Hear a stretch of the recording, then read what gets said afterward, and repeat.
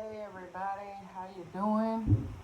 Happy New Year, or should I say Happy fucking New Year. I can't believe it's 2024. Wow, time is flying by. Um, I hope you guys had a great Christmas, everything, because time to get back on the grind. No more days off consistently like that unless you good like PTO wise or whatever.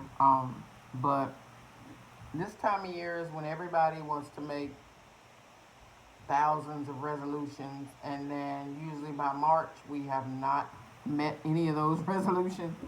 So this year, the goal that I have for myself is to be better than I was last year. And there's a couple other goals that I got, but you know, one thing for sure is that I'm going to continue my exercise regimen, but I'm going to focus a lot more on my core, so that way I can get my gut down. But you know, until I can give up certain things that I like to consume, it may be a little issue, but I'm going to do what I got to do. And I'm not really doing it like I tell people all the time. I'm not doing it for weight loss. I'm doing it to make myself happy, and that's one of the things that brings me to this topic. I saw if it. I know everybody uses TikTok. If you don't, you're missing out because you can learn a lot of stuff on TikTok. But a girl recommended this book, and it's called "Good Vibes, Good Life: How Self-Love is the Key to Unlocking Your Greatness," and it's by Vex King. So I myself believe that I need to do more self-love for myself because I always worry about making other people happy. And that's like a sign of things, I get happiness out of watching other people be happy. But that has to stop because I need to start making myself happy and loving myself more.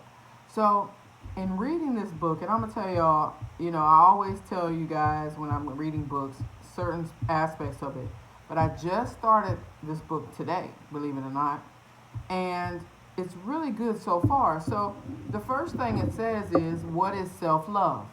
To achieve a sense of peace, we need balance between work and play, between action and patience, spending and saving, laughter and seriousness, leaving and staying. Failing to achieve a balance across every area of your life can leave you feeling exhausted, among many other unpleasant emotions, such as guilt. And I do feel that way because I feel like I'm not doing for myself as I should be. Another thing is, here's an example of balancing action and patience. If you're the project leader of a final year at university assignment and you catch a team member you like checking social media instead of helping your team, you may allow it to slide. If they do it on multiple occasions and you notice their productivity slipping, you may decide to warn them that if it persists, you'll have to report them to your course leader. And then if they then choose to ignore you and continue their behavior, would you feel guilty about taking further action? I do. And me being a boss, I used to not be like this. I used to just be like, "You done, write it up." But now, I am one of these people that say, "Hey, I'm noticing that you're doing this.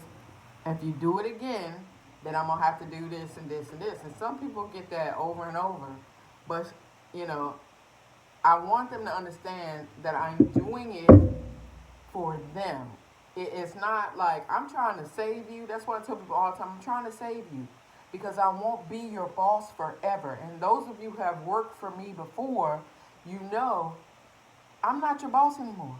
But things that I have taught you or things that I hope that some of the things that I taught you, you still remember. It can carry you. So, like, they don't understand. People don't understand. I've been an employee. I've done some of the stuff that I'm telling you guys not to do. So pay attention when I say don't do it. But I do feel guilty when I have to do things. So if you're a kind and compassionate human being, you may fear hurting their feelings and getting them in trouble. By reporting them to the course leader, they may have to face severe consequences that affect their final grade, and that might have implication. I cannot say it. Implications on their future. However, they're disrespecting you and ignoring your warnings. You may feel like they're taking your kindness for granted, and you might worry that other project members will be disheartened if they see your lenience as favoritism. Yeah, a lot of people take my kindness for granted, and that is why I said this year, um, I will move the way that you move. So if people want to treat me a certain kind of way, don't be surprised when I move the way they move, or I move differently. I won't stoop to your level, but I'll move differently because I'm better than that. So in this instance, if you're kind and honest and follow a fair process, you needn't feel guilty for taking further action. Here is one thing that this book definitely says. It's important to recognize that it's not unjust to let go of those who show no concern for you. Have you ever been out with somebody and they all about themselves? It's just like, well, give me a, I'm gonna get a soda, but they don't ask you if you want a soda, or you're crying and they really don't give a shit about your ass crying instead of asking you what's wrong. So I'm not settling for mediocrity anymore. So I need people in my life who are not just a part of it, but they are part, they are people who can enhance what I already have. So if you're somebody who takes all the time, I'm not the one for you because I'm gonna stop giving. And that is no lie because I give all the time to people, and it's unappreciated and never give it back.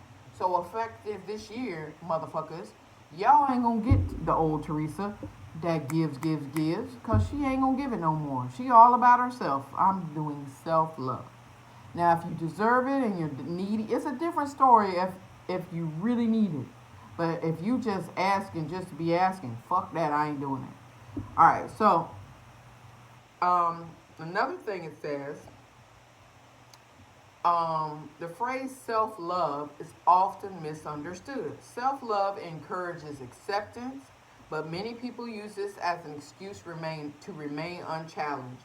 In fact, self-love consists of two essential elements that must be balanced if one wishes to live a harmonious life. The first element encourages unconditional love towards yourself. I need that. I need to have nothing but love for me. The focus is on mindset. The truth is, you won't love yourself more if, for example, you lose or gain weight or undergo cosmetic surgery. You may feel more confident, for sure, but true self love is when you appreciate where you are and who you are, regardless of any transformation you aspire to. The second element encourages growth, and the focus is on taking action. Improving yourself and your life is also self love because it means you recognize that you deserve more than settling for mediocrity. As I have said before, I tell people all the time, I love a challenge. I love a challenge. And when it's like when I work places and it's not challenging me, I tell my supervisors or whatever, you know, I'm not challenged right now, right? I'm giving them a heads up. That means Teresa's looking elsewhere because if Teresa's not being challenged, she's gonna look elsewhere. So that's why I exercise. I try to exercise at least 5 days a week, but sometimes it doesn't happen. But I try to challenge myself. Can I go 5 minutes longer? Can I push a little harder? Can I lift some heavier weights today? Can I do, anything to challenge myself? Because when I do that, that's when I can pat myself on the back and say, you did that shit. You the boss. You do that shit. So that's what I like to be around people who say, let's do one more. Let's do one more set. Or let's do this. Or let's try that. And those people really inspire me. And I love that. But the goal for me this year is definitely keep challenging myself, love myself. I'm not settling for mediocrity. So if you want to stay the same status quo, I'm not the one for you. encourage yourself, encourage me, I will do the same for you. I am one who will say, let's make this happen. Let's do it. I'm going to try. I can't say I'm going to do it, but I'm going to try to stop complaining about things. That's one of the biggest things that we do. We complain about things that we have no fucking control over. Stop complaining about shit that you can't control. You have no business in other people's business. Worry about what's right here in front of you and what you can control. That's the only thing you can do.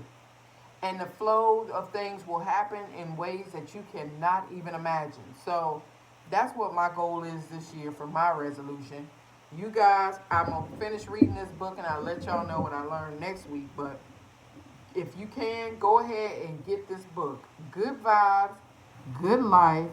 How, let me go back to it because I lost it again. The actual wording of it. It says Good Vibes, Good Life. How how self-love is the key to unlocking your greatness. And remember, it is by Vex King. So that's what book I'm reading now. I hope to finish it by next week so I can come back here, let you guys know what else I learned on it. And then also next week, if you check in, I'm going to be making a specialty drink because I said that I was going to start mixing drinks and having a little flow around here like a theme. So not sure what drink I'm going to make, but if you have one you want to see me make, please send it to me in comments. I would love that.